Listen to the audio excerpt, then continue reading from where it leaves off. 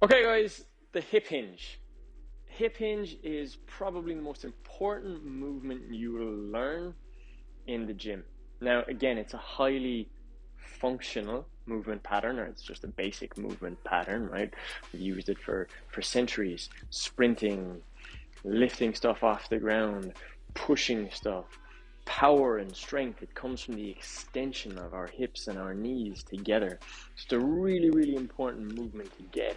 But again, because we don't really use the movement, it's very hard to feel the movement. Just like when we work on our upper back, our pushing and pulling movements, hip hinge really gets into the back of the body. And we so seldomly use the back of the body that we've got very little awareness there. Okay, the two things that you're going to use the hip hinge for the most in your journey here at Uptown Movement is your deadlift and your kettlebell swing. And the kettlebell swing will lead off into many other variations, snatches, cleans, all of that kind of stuff. But without a solid hip hinge, then we're really going to be regressed. So Danielle is going to show us a deadlift, right? We're going to look at how the hip hinge works.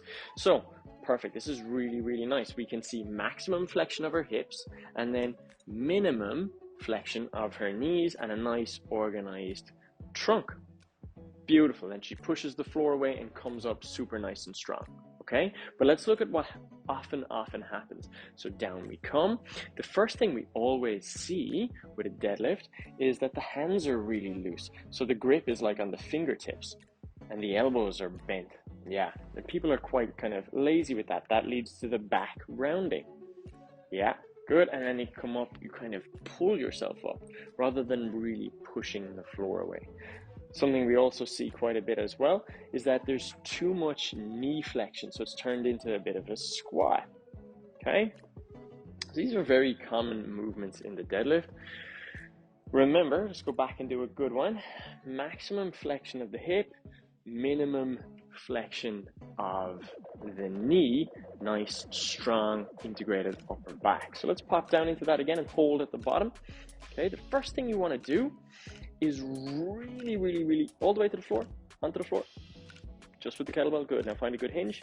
There we go. Good. So the first thing we want to do is make sure we're aware of what muscles are working. So Danielle is going to squeeze the kettlebell as hard as she can. I want you to think about breaking the handle of that kettlebell. Turn it into an upside down horseshoe. Good. More. Squeeze. Excellent. Perfect. Good. Now you're going to try and feel those hamstrings, feel your lats. Good. When you feel your hamstrings and you feel your lats, you're going to push the floor away to stand up strong. Beautiful. Good. And down you come with control. If you do not feel your hamstrings and your lats, then don't do the movement. Let's regress it a little bit. So let's come off that. And an exercise that I love that really works because it's not technical and it's either do it or don't do it. It's super simple, is to elevate your toes. Okay, not your heels, your toes. You're also going to take a yoga block and put it in your forearms.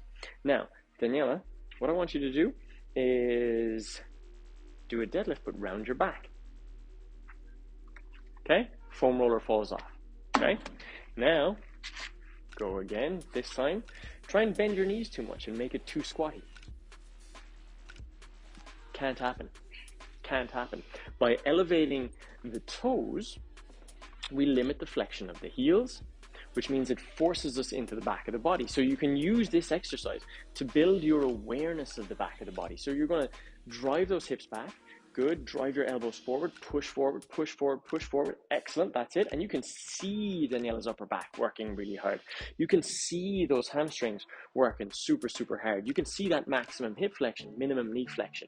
And what you're going to do is you're going to use this exercise to feel the muscles in the back of your body.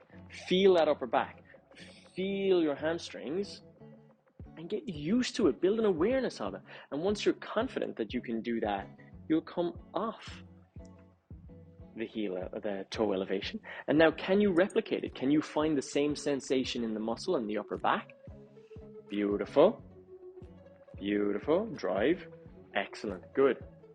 If you find that as you're doing it with the toe elevation gone and the foam roller is, keep those elbows a little bit higher and straight, there we go. If you find that it's rolling, then you know something's going on. Now you're just dropping the shoulders, but maybe you were rounding your back, okay? So I'll just round the back first. There you go, perfect. So you will feel that, okay? You've got external feedback if that foam roller is rolling away, and then the internal feedback is where in my body am I feeling? Perfect. If you listen to your body well enough, it will be the best coach that you need. People always say, hey coach, am I doing this right? The answer I always say to them is, what do you feel? Hey, if they feel the muscles that we're trying to work on, then they're doing it right. If they don't, it's obvious that they're not, okay? So find a situation where you can build sensation in a movement pattern and then train it. And then we progress it with weight and yada, yada, yada, yada, yada, yada. For your deadlifts, beginning out, don't hold back, don't go light. Heavier deadlifts will teach you lessons. To get to the Explorer level, you want to do 5 reps at 32 kg or 70 something pounds. Okay, so remember, hamstrings, upper back, that's your deadlift, that's your hip hinge, probably the most important movement that you will need to get really, really solidly under your control. You want to be able to pop into a hip hinge like that. All right.